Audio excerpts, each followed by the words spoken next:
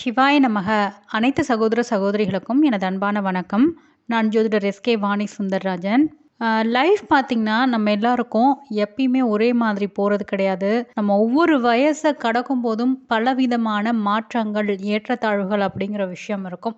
So படிப்பு நன்றாக வருமா வராதா, வருமானம் எப்படி இருக்கும், வேலை நல்லா அமையுமா, தொழில் செய்யலாமா, குழந்தை பாக்கியம் இருக்கா, திருமணம் எப்போ நடக்கும், கடன் சுமை குறையுமா, சொந்த வீடு அமையுமா, ஸோ கணவன் மனைவி எந்த மாதிரி அமைவார்கள், உறவுகளோட உங்களுடைய நெருக்கம் எப்படி இருக்கும், ஸோ ரொம்ப கஷ்டமாகவே லைஃப் போயிட்டுருக்கு, எப்போ இந்த லைஃப்பில் ஒரு மாற்றம் வரும், ஒரு நல்ல விஷயங்களை நம்ம பார்க்க முடியாதா, இந்த கேள்விகளுக்கெல்லாம் விடை அப்படிங்கிறது பார்த்திங்கன்னா உங்களுடைய நட்சத்திரங்கள் வழியாகத்தான் நடக்கும். அதாவது நட்சத்திரங்களை இயக்கக்கூடிய அந்த கிரகங்கள் வழியாகத்தான் நடக்கும். அந்த கிரகங்கள் ஏற்படுத்தக்கூடிய மாற்றம்தான். ஸோ நடக்கிற அத்தனை விஷயமே நல்லதாக இருந்தாலும் சரி, தீமை தரக்கூடிய விஷயமாக இருந்தாலும் சரி, ஸோ இந்த கிரகங்கள் ஏற்படுத்தக்கூடிய அந்த தசாபுக்தி மாற்றத்தால் தான் உங்களுக்கு அத்தனை விஷயமுமே நடக்கும். ஸோ அப்படி பார்க்கையில் எந்த வயதில் உங்களுடைய ஜாதக ரீதியாக நீங்கள் எந்த மாதிரியான பலன்களை இந்த கிரகங்கள் மூலமாக அனுபவிப்பீர்கள் அப்படிங்கிறத பார்த்துடலாம். ஸோ இது பார்த்திங்கன்னா நிறைய பேருடைய வாழ்க்கை முறையில் ஒத்துப்போகிற ஒரு விஷயமா இருக்கும். அப்படி பார்க்கையில் நம்ம இன்றைக்கி பார்க்க போகிற பதிவு அப்படின்றது பார்த்திங்கன்னா திருவாதிரை நட்சத்திரத்தில் பிறந்தவர்களுடைய குரு திசை எப்படி இருக்கும் அப்படின்றத நம்ம பார்க்க போகிறோம்.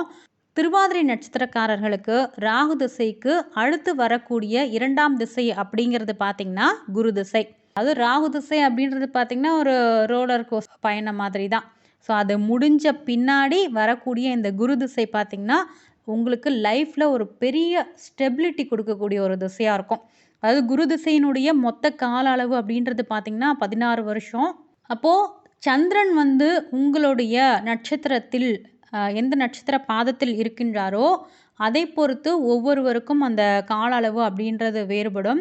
அப்போ திருவாதிரை நட்சத்திரத்தோட 1ஆம் பாதத்தில் நீங்கள் பிறந்திருந்தீங்கன்னா 18 வயசுலேருந்து 34 வயது வரைக்கும் இந்த குரு திசை இருக்கும். இந்த ஏஜில் பார்த்திங்கன்னா உங்களுக்கு கல்லூரி படிப்பாகட்டும், ஃபஸ்ட்டு வேலைக்கு போகிறது, திருமணம், வாழ்க்கையோட மிக முக்கியமாக செட்டில் ஆகிற பீரியடாக இருக்கும் இது. ஸோ குழந்தை அப்படின்ற மாதிரியான விஷயங்கள்லாம் இதில் வந்துடும். இப்போ திருவாதிரை நட்சத்திரத்தோட 2ஆம் பாதத்தில் நீங்கள் பிறந்திருந்தீங்க அப்படின்னா சுமார் 13 வயசில் ஆரம்பித்து 29 வயசு வரைக்கும் இந்த குரு திசை அப்படின்றது நடக்கும். ஸோ இந்த பீரியடில் பார்த்திங்கன்னா படிப்பில் நீங்கள் அச்சீவ் பண்ணுறது, உங்களோட கரியரை ஸ்டார்ட் பண்ணுறது, ஸோ இந்த மாதிரியான விஷயங்கள் அப்படின்றதான் இந்த 2ஆம் பாதத்திற்கு. ஸோ திருவாதிரை நட்சத்திரத்தோட 3ஆம் பாதத்தில் நீங்கள் பிறந்திருக்கீங்க அப்படின்னா ஸோ உங்களுக்கு 9 வயதுலேருந்து 25 வயது வரைக்கும் இந்த குரு திசை நடக்கும். இந்த பீரியட் பார்த்திங்கன்னா உங்களுக்கு பள்ளி, கல்லூரி படிப்பு, அதுக்கப்புறம் ஃபஸ்ட்டு நீங்கள் வேலைக்கு போகிற அந்த ஸ்டேஜ். திருவாதிரை நட்சத்திரத்தோட 4ஆம் பாதத்தில் நீங்கள் பிறந்திருக்கீங்க அப்படின்னா 4 வயசில் உங்களுக்கு குரு திசை ஆரம்பித்து 20 வயசு வரைக்கும் நடக்கும். இது பார்த்திங்கன்னா சின்ன வயசில் வர்றதுனால ஒரு நல்ல ஒழுக்கம், நல்ல டிசிப்ளின், அதே மாதிரி நல்ல சிறப்பான ஆரம்ப கல்வியை தரக்கூடிய ஒரு திசையாக இருக்கும். அப்போது குருவினுடைய சூட்சுமங்கள் அப்படின்றத பார்த்தோம்னா ஸோ குரு பகவான் பார்த்திங்கன்னா புத்திரக்காரகன், தனக்காரகன் அப்படின்னு சொல்லுவோம். ஸோ திருவாதிரை நட்சத்திரம் மிதுன ராசி அப்படின்றதுனால குரு பார்த்திங்கன்னா இதுக்கு பகை கிரகம் தான் புதனுக்கு. பட் இருந்தாலும் நம்ம ராசிக்கு எடுக்க வேணாம், உங்களுடைய லக்னத்தை பொறுத்து தான் இது டிஃபர் ஆகும். அப்போது இந்த குரு திசை வந்துட்டாலே பார்த்திங்கன்னா நல்ல ஒரு கௌரவம் வரக்கூடிய ஒரு திசை. அப்போது குரு திசை வரக்குள்ளேயே சொசைட்டியில் உங்களுக்கு அப்படின்னு ஒரு தனியான ஒரு மரியாதை வரக்கூடியது.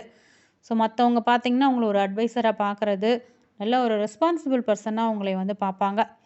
பணத்தை பொறுத்த வரைக்கும் பார்த்திங்கன்னா செல்வம், பணம் கையில் தாராளமாக புழங்கக்கூடிய ஒரு விஷயம் இருக்கும். ஆனால் இந்த குரு கொடுக்கக்கூடிய பணம் அப்படின்றது பார்த்திங்கன்னா தர்ம வழியில், நியாயமான வழியில் வரக்கூடிய ஒரு விஷயமா இருக்கும். ஸோ கல்வியை பொறுத்த வரைக்கும் பார்த்திங்கன்னா உங்களுடைய கல்வி மற்றும் அறிவை பொறுத்த வரைக்கும் பார்த்திங்கன்னா ஸோ எதையுமே மேலோட்டமாக பார்க்காம ஆழமாக கற்றுக்கக்கூடிய விஷயம் இருக்கும்.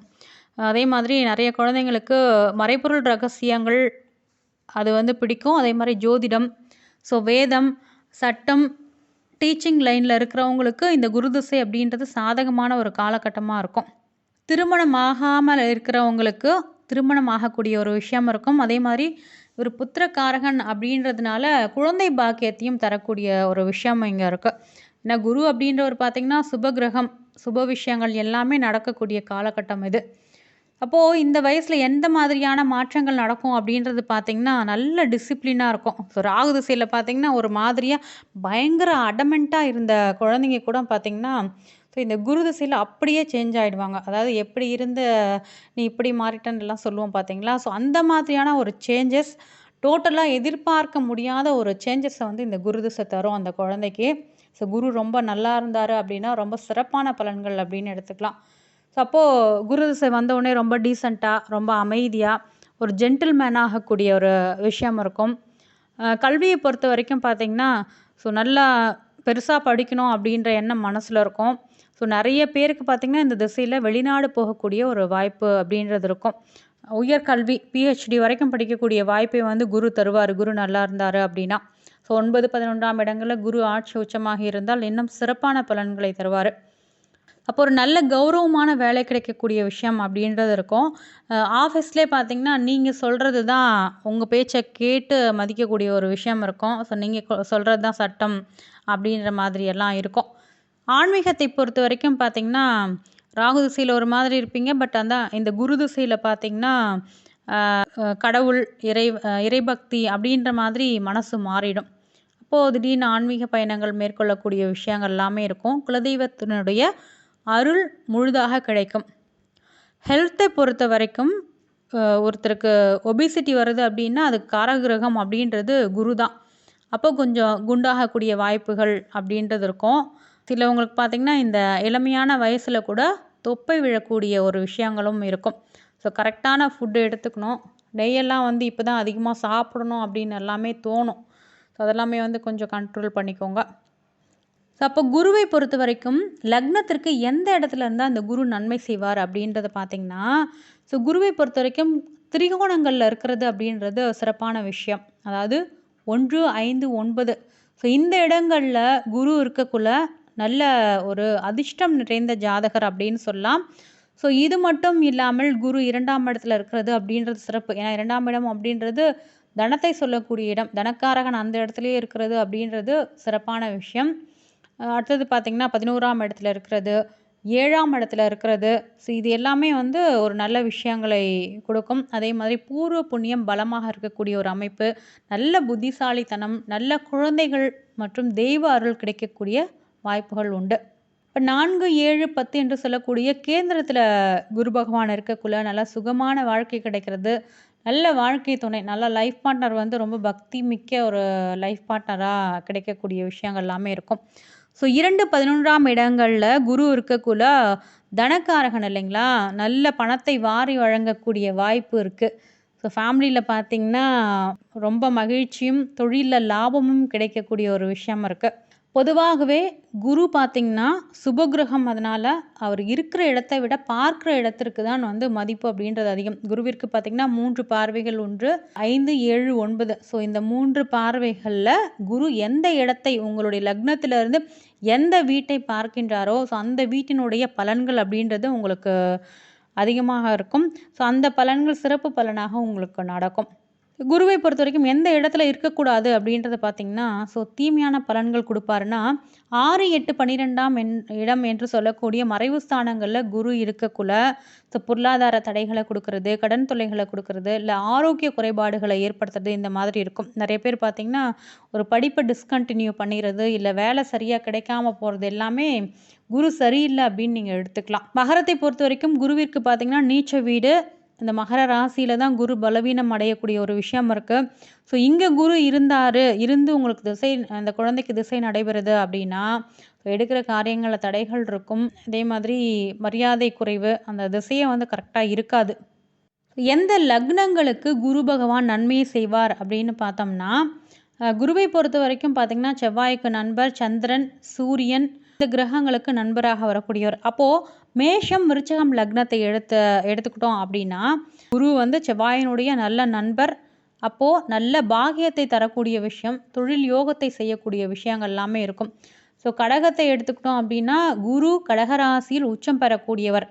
அதே மாதிரி சந்திரனோட நண்பர், ராஜயோகத்தை தரக்கூடிய கிரகமாக இருப்பார்.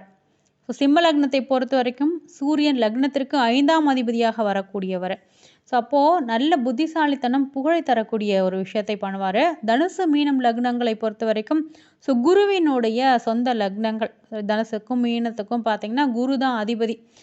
ஸோ குருவை பொறுத்த வரைக்கும் எந்த லக்னங்களுக்கு தீமை செய்வார் அப்படின்னு பார்த்தோம்னா சுக்கிரன் புதன் இந்த 2 லக்னங்களுக்கு தீமை செய்யக்கூடியவராக இருப்பார். அதாவது சுக்கிரனுடைய லக்னங்களுக்கும் புதனுடைய லக்னங்களுக்கும். சனியை பொறுத்த வரைக்கும் நியூட்ரலாக போயிடுவார். ரிஷபம் துலாம் அப்படின்றது பார்த்திங்கன்னா சுக்கிரனுடைய லக்னம். அப்போது ரிஷப லக்னத்தை பொறுத்த வரைக்கும் குரு பார்த்திங்கன்னா அட்டமாதிபதியாக வருவார். ஸோ அவரே தான் லாபாதிபதியாகவும் வருவார். பட் அட்டமாதிபதியாகவும் குரு தான் வருவார். இப்போது துலாம் லக்னத்தை பொறுத்த வரைக்கும் ருணரோக சத்துருஸ்தான அதிபதியாகவும் வருவார். அப்போது இந்த குரு திசை முழுக்க பார்த்திங்கன்னா கொஞ்சம் பிரச்சனைகளை கொடுக்கக்கூடிய ஒரு திசையாக இருக்கும். அப்போ இந்த குரு திசை பார்த்திங்கன்னா கொஞ்சம் பிரச்சனைகளை கொடுக்கக்கூடிய திசையாக இருக்கும். அதே மாதிரி வீண் செலவுகள், உடல் ஆரோக்கிய குறைபாடுகளை தரக்கூடிய திசையாக இருக்கும். ஸோ மிதுனம் கன்னி லக்னங்களை பொறுத்த வரைக்கும் பார்த்திங்கன்னா கேந்திராதிபத்திய தோஷத்தை தரக்கூடியவர். அதாவது 7, 10 என்று சொல்லக்கூடிய கேந்திரங்களுக்கு அதிபதியாக வரக்கூடியவர் குரு. ஸோ அப்போது கேந்திராதிபத்திய தோஷத்தை தருவார். ஸோ அதிகப்படியான ஒரு நன்மைகள் அப்படின்றது மிதுனம் கன்னி லக்னங்களுக்கு இருக்காது. நிறைய அலைச்சல் இருக்கும் அவங்க செய்யக்கூடிய வேலைகளில். ஒரு நிம்மதியான ஒரு விஷயமாக இருக்காது. இப்போ சனியினுடைய லக்னங்கள் அப்படின்னு எடுத்துக்கிட்டோம்னா கும்பம் மற்றும் மகர லக்னங்கள். பொதுவாக குருவை பொறுத்த வரைக்கும் சனிக்கு பார்த்திங்கன்னா ஒரு நியூட்ரலாக தான் செயல்படுவார். இப்போ மகர லக்னத்தில் நீங்கள் பிறந்திருக்கீங்க அப்படின்னா 12/3க்கு அதிபதியாக வரக்கூடிய குரு பார்த்திங்கன்னா ஒரு அலைச்சலை தர்றது, இல்லைனா வெளிநாட்டுக்கு இடம் மாற்றிடுவார், இல்லைனா ஊரை விட்டு ஊர் போய் பிழைக்கக்கூடிய விஷயங்கள் இருக்கும் இந்த குரு திசையில். ஸோ கும்ப லக்னத்தை பொறுத்த வரைக்கும் மிகச்சிறந்த யோகர் தான் குரு. அதாவது தனாதிபதியாகவும் லாபாதிபதியாகவும் வரக்கூடிய குரு 2லோ 11லோ ஆட்சி பெறக்குள்ள மிகச்சிறந்த யோகத்தை வழங்குவார். அதாவது படிப்பு முடித்தோடனே ஒரு நல்ல வேலை செட்டில் ஆகக்கூடிய விஷயம் இந்த இடத்துல இருக்குது. 11 பார்த்திங்கன்னா தனுசு வீடு. ஸோ அந்த இடத்துல ஆட்சியாக இருந்தார்னா எடுக்கக்கூடிய விஷயங்கள் எல்லாமே வெற்றியாக முடியக்கூடிய வாய்ப்புகள் உண்டு. அதே மாதிரி பார்த்திங்கன்னா ஸோ இந்த குரு எங்கே இருந்தாலும் சரி, அவர் பார்த்திங்கன்னா உங்களுடைய லக்னத்தையோ இல்லை ராசியையோ பார்க்கக்குள்ள உங்கள் லைஃப்பில் வரக்கூடிய பெரிய விபத்துகளோ பெரிய பிரச்சனைகளோ கூட ஒரு சின்னதாக போயிடும். அதாவது சின்ன காயத்தோடு போகிறது அந்த மாதிரிலாம் இருக்கும். அதாவது தலைக்கு வந்தது தலைப்பாகையோடு போச்சு அப்படின்னு சொல்லுவோம் பார்த்திங்களா. ஸோ அது பார்த்திங்கன்னா இந்த குரு பார்க்கக்கூடிய ஒரு விஷயம் அப்படின்னு எடுத்துக்கலாம். ஸோ அப்போ படிக்கக்கூடிய விஷயங்களையோ உங்களுடைய லைஃப் மூமெண்ட் முக்கியமான முடிவுகளை எடுக்கக்கூடிய இந்த காலகட்டத்திலோ குரு சில கிரகங்களோட சேரக்குள்ள கவனமாக இருக்கணும். அப்படி பார்க்கையில் இப்போது குரு ராகுவோடு சேர்ந்திருக்கக்குள்ள ராகு பார்த்திங்கன்னா ஒரு மாயக்காரகன் இல்லைங்களா. அப்போது குருவினுடைய அறிவை அந்த ராகு மறைச்சிரும். அந்த இடத்துல என்ன ஆகும் அப்படின்னு பார்த்திங்கன்னா எனக்கு எல்லாமே தெரியும் அப்படின்ற ஒரு அதீத தன்னம்பிக்கை, ஓவர் கான்ஃபிடென்ஸ் அப்படின்னு சொல்லுவோம் பார்த்திங்களா. ஸோ அது இந்த குரு சண்டால யோகத்தால் வரதான். அப்போ ஆசிரியர்களை மதிக்காத குணம் வர்றது, வீட்டில் பெற்றவங்களை மதிக்காத விஷயம், குறுக்கு வழியில் முன்னேறணும் அப்படின்ற விஷயங்கள் எல்லாமே இந்த இடத்துல இருக்கும். ஸோ இந்த மாதிரி உங்களுக்கு இருந்தது அப்படின்னா கண்டிப்பாக பெரியவங்களோட பேச்சை கேட்கணும். அடுத்தது பார்த்திங்கன்னா குருவும் சனியும் சேர்ந்து இருக்கக்குள்ள, சனி பார்த்திங்கன்னா மந்த கிரகம், குரு பார்த்திங்கன்னா ஞானக்காரகன் தான் குருவும். ஸோ படிப்பில் பார்த்திங்கன்னா ஒரு விதமான சலிப்பை ஏற்படுத்திவிடும் சனி இருக்கிறதுனால. இதில் பார்த்திங்கன்னா டிகிரி நீங்கள் பார்த்துக்கணும்.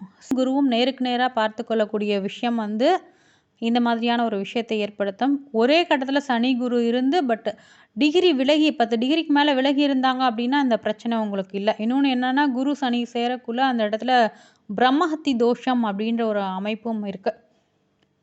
அப்போது எதையுமே மெதுவாக புரிஞ்சிக்கிற ஒரு தன்மை இருக்கும். ஏன் படிக்கணும் அப்படின்ற ஒரு அசால்ட்டான எண்ணம் இருக்கும். ஸோ சின்ன வயசுலேயே படித்து என்ன பண்ண போகிறோம் அப்படின்லாம் சில குழந்தைங்க பேசுவாங்க இல்லைங்களா. ஸோ அந்த மாதிரி புத்தியெல்லாம் இந்த கிரக சேர்க்கை அப்படின்றது கொடுத்துரும். அப்போது இந்த கிரக அமைப்பில் இருக்கிறவங்களுக்கு பார்த்திங்கன்னா விடாமுயற்சி கண்டிப்பாக தேவை. ஸோ சீக்கிரமாக எழுப்பி விட்ருங்க உங்கள் குழந்தைங்கள. அதிகாலையிலே எழுப்பிவிட்டு படிக்க சொல்கிறது நல்லதாக இருக்கும். இல்லை காலையில் எழுந்திரிச்சு ஒரு சின்னதாக மெடிடேஷன் பண்ணிவிட்டு இல்லை எக்ஸசைஸ் பண்ணிவிட்டு படிக்க சொல்லுங்கள். அடுத்தது பார்த்திங்கன்னா குரு சுக்கிரன். ஸோ குரு சுக்கிரனோடு இருந்து குரு திசை நடைபெறக்குள்ள ஸோ ரெண்டுமே பார்த்திங்கன்னா சுக்கிரனும் பார்த்திங்கன்னா அசுரகுரு, குரு பகவானும் பார்த்திங்கன்னா தேவகுருவாக வரக்கூடியவர்கள். அப்போது இவங்களுடைய கவனம் எப்படியெல்லாம் போகும் அப்படின்னு பார்த்திங்கன்னா படிப்பில் ஆர்வமாக இருக்கிறத விட கலையில் ஆர்வமாக இருக்கிறது, இசை, சினிமா, பொழுதுபோக்கு அலங்காரம், இந்த சொகுசு வாழ்க்கைக்கு அடிக்ட் ஆவாங்க பார்த்தீங்களா? ஸோ இது மேலே வந்து இவங்களுடைய ஆர்வம் அப்படின்றது திரும்பும். கலர்ஃபுல்லான ஒரு உலகத்தை தேடி போகிறது. ஸோ மனம் வந்து எப்பயுமே அலைப்பாஞ்சிக்கிட்டே இருக்கும். எப்படி பொழுத போக்கலாம் நம்ம ஜாலியாக அப்படின்ற மாதிரியெல்லாம் மைண்ட் யோசிச்சுட்டு இருக்கோம். ஸோ இவங்கெல்லாம் பார்த்தீங்கன்னா உங்களுக்கு என்ஜாய் பண்ணுறதுக்குன்னு ஒரு டைம் ஒதுக்கிட்டு ஒழுங்காக படித்தா மட்டும்தான் ஸோ இந்த திசை அப்படின்றது ஓரளவு உங்களுக்கு நல்லாயிருக்கும். முக்கியமாக பார்த்தீங்கன்னா ஒழுக்கத்தை கடைபிடிக்கணும். ஸோ அடுத்தது பார்த்தீங்கன்னா எந்த கிரகங்களோட குரு சேரக்குள்ள நன்மையான விஷயங்களை பண்ணுவார் அப்படின்னு பார்த்தீங்கன்னா, இந்த குரு பார்த்தீங்கன்னா ஒரு மாணவனை கிளாஸில் முதல்ல அதாவது டாப்பர்னு சொல்லுவோம் பார்த்தீங்களா? ஸோ அந்த விஷயத்தை பண்ணுவார். குரு ஆட்சி உச்சமாகி நல்ல பிளேஸில் இருக்கக்குள்ள. இப்போ குரு பார்த்தீங்கன்னா சந்திரனோட சேர்ந்து இருக்கக்குள்ள கஜகேசரி யோகம் அப்படின்னு சொல்லுவோம். நல்ல மன உறுதியாக இருக்கிறது, மென்டல் ஸ்ட்ரென்த் ரொம்ப அபாரமாக இருக்கிறது. ஒரு விஷயத்த பார்த்தீங்கன்னா ஒரு சில குழந்தைங்க 10 தடவை படிப்பாங்க, ஒரு சில குழந்தைங்க 4 தடவை படிப்பாங்க, ஒரு சில குழந்தைங்க கிளாஸில் டீச்சர் சொன்னதை கேட்டாலே அவங்களுக்கு படித்த மாதிரி ஆகிடும். ஒரு தடவை படித்தாலே போதும் அவங்களுக்கெல்லாம். ஸோ அந்த மாதிரியான ஒரு சேர்க்கை தான் இந்த குரு சந்திரன் சேர்க்கை. ஒரு டைம் இவங்க பார்த்தாலோ படித்தாலோ அப்படியே மைண்டில் வந்து ஏறிடும். ஸோ அதே மாதிரி ஒரு லீடர்ஷிப் குவாலிட்டி இருக்கிறது, மேடையில் பேசக்குள்ள ரொம்ப நல்லா பேசக்கூடிய தன்மையெல்லாம் இந்த கஜகேசரி யோகம் இருக்கிறவங்களுக்கு நல்லாயிருக்கும். அடுத்தது பார்த்திங்கன்னா குரு ப்ளஸ் புதன் சேர்க்கை இருக்கக்குள்ள. இந்த குரு புதன் சேர்க்கை அப்படின்னாலே பார்த்திங்கன்னா அதிமேதாவித்தனம், யார் சொல்கிறதையுமே இவங்க கேட்கவே மாட்டாங்க. ஸோ தனக்கு தான் எல்லாம் தெரியும் அப்படின்னு நினைக்கக்கூடிய சேர்க்கை இந்த குரு புதன். அதாவது புதன் பார்த்திங்கன்னா அறிவுக்கு அதிபதி, குரு ஞானத்திற்கு அதிபதி. ஸோ இந்த சேர்க்கை இருக்கக்குள்ள கணிதம், அறிவியல், அதே மாதிரி லாஜிக்கான விஷயங்கள்லாம் ரொம்ப ஜாம்பவனாக இருக்கக்கூடிய தன்மை இருக்கும். ஸோ இவங்கக்கிட்ட என்ன தான் நம்ம பேசினாலும் ஜெயிக்கவே முடியாது. அடுத்தது பார்த்திங்கன்னா குரு சூரியன் இந்த 2 கிரகங்கள் சேர்ந்து இருக்கக்குள்ள பார்த்திங்கன்னா அதை சிவராஜ்ய யோகம் அப்படின்னு சொல்லுவோம். ஸோ இதில் பார்த்திங்கன்னா அரசாங்க ரீதியிலான அங்கீகாரம் கிடைக்கிறது, ஸ்கூலில் லீடராக இருக்கிறது, ஸ்கூல் லீடர் இல்லைன்னா கிளாஸில் லீடராக இருக்கக்கூடிய விஷயம் எல்லாமே இருக்கும். சிறந்த உயர்ந்த அதிகார பதவிக்கு செல்லக்கூடியவர்களாக இருப்பார்கள். இதில் செவ்வாயினுடைய பலமும் நல்லா இருக்கக்குள்ள ஐஏஎஸ், ஐபிஎஸ் ஸோ இந்த மாதிரியான ஒரு அரசாங்க பதவிகளுக்கு இந்த கிரக அமைப்பு அப்படின்றது வித்திடும். ஸோ அடுத்தது பார்த்திங்கன்னா குரு செவ்வாய். இந்த குரு செவ்வாய் இணைஞ்சிருக்கிறது பார்த்திங்கன்னா குருமங்கள யோகம் அப்படின்னு சொல்லுவோம். ஸோ இதனுடைய பலனை பார்க்கக்குள்ள ரொம்ப அதாவது வேகம் ப்ளஸ் விவேகம் அப்படின்னு சொல்லலாம். ஸோ விளையாட்டுலேயும் ரொம்ப சுட்டியாக இருப்பாங்க, படிப்புலேயும் ரொம்ப கெட்டியாக இருப்பாங்க. அப்போ எல்லா விஷயங்களையுமே யோசித்து நல்லா தைரியமாக செயல்படக்கூடியவர்களாக இருப்பார்கள். இப்போ ராகு குருவோடு சேர்ந்துருக்கக்குள்ள ரிஸ்க்கு, குறுக்கு வழி, பொய் சொல்லக்கூடிய விஷயம் இருக்கும். ஸோ இவங்களை எப்படி சரி பண்ணலாம் அப்படின்னா நேர்மையான விஷயங்களை இந்த குழந்தைங்க கடைபிடிக்கணும். அடுத்தது பார்த்திங்கன்னா சனியோட இந்த குரு சேர்ந்துருக்கக்குள்ள சோம்பேறித்தனம் அதிகமாக இருக்கும், எதை பார்த்தாலும் ரொம்ப ஸ்லோவாக செய்வாங்க. ஸோ இதை எப்படி சரி பண்ணலாம் அப்படின்னு பார்த்திங்கன்னா டைம் மேனேஜ்மெண்ட் அப்படின்றது இங்கே ரொம்ப முக்கியம். அடுத்தது பார்த்திங்கன்னா குருவோட சுக்கிரன் சேர்ந்துருக்கக்குள்ள ரொம்ப ஆடம்பரமாக இருக்கிறது, அதிகமாக செலவு பண்ணக்கூடிய விஷயம் அந்த குழந்தைகிட்ட இருக்கும். அப்போது அவங்கள பார்த்திங்கன்னா அவங்களுக்கு ஒரு இலக்கு நீங்கள் கொடுக்கணும். அதாவது அவங்களோட கோல் இதுதான் அப்படின்னு சொல்லி உங்கள் குழந்தைக்கு புரிய வச்சு ஸோ அந்த மாதிரியான விஷயத்தை நோக்கி அவங்கள செயல்பட வைக்கணும். அடுத்தது பார்த்திங்கன்னா குரு கேது. ஸோ இந்த குரு கேது சேர்க்கை இருக்க குழந்தைங்களுக்கு பார்த்திங்கன்னா தனிமை, விரக்தி ஸோ இந்த மாதிரியான விஷயங்கள் இருக்கும். அப்போ இவங்கள பார்த்திங்கன்னா நண்பர்களோடு சேர்ந்து நீங்கள் சில விஷயங்களுக்கு அலோவ் பண்ணிட்டே இருக்கணும். எப்பவுமே கூட்டமாக இருக்கணும் இவங்கள சுற்றி. ஸோ இதெல்லாமே வந்து கொஞ்சம் ஃபாலோ பண்ணுறது அப்படின்றது நல்லது. இந்த கிரகங்களோட குரு இருக்கக்குள்ள சில ரிஸ்க் அப்படின்ற விஷயம் இருக்குது, அதற்கான நிவர்த்தி இது நான் சொன்னதெல்லாம். ஸோ அப்போ பார்த்திங்கன்னா குரு பகவான் இந்த காலகட்டத்தில் ஒரு தீமையை தராரு, திருமணத்தை தாமதப்படுத்தக்கூடிய விஷயங்களில் குரு இருக்கிறாரு, இந்த காலகட்டமே ஒரு ஸ்ட்ரகிளாக போகுதுன்னு வச்சுக்கோங்களேன். சில விஷயங்களை நீங்கள் தொடர்ந்து ஃபாலோ பண்ணலாம். வியாழக்கிழமை குளிக்கிற தண்ணியில் லைட்டாக கொஞ்சம் மஞ்சள் சேர்த்து குளிக்கிறது நல்லது. ஸோ இது பார்த்திங்கன்னா எதிர்மறை ஆற்றல் அப்படின்றத வந்து உங்ககிட்ட இருந்து விலக்கும். அதே மாதிரி குருவினுடைய கதிர்வீச்சை ஈர்க்கக்கூடிய ஒரு திசையாக இருக்கும். அடுத்தது பார்த்திங்கன்னா கொண்டை கடலை நைவேத்தியம் பண்ணுறது, கொண்டை கடலையை வேக வச்சு உங்கள் வீட்டுக்கு பக்கத்தில் இருக்கிறவங்க இல்லை தெரிஞ்சவங்களுக்கு யாருக்காவது வந்து நீங்கள் தானமாக கொடுக்கலாம். எப்பயுமே பெரியவங்களோட ஆசையை வாங்க சொல்லுங்கள். உங்கள் குழந்தைங்களுக்கு ஒரு வேளை குரு திசை ஓடுது அப்படின்னா பெரியவர்களுடைய காலில் விழுந்து ஆசீர்வாதம் வாங்க சொல்லுங்கள். வியாழக்கிழமை விழுந்து ஆசீர்வாதம் வாங்கினாலும் சரி. அதே மாதிரி சித்தர்களுடைய வழிபாடு அப்படின்றது ரொம்ப முக்கியம்.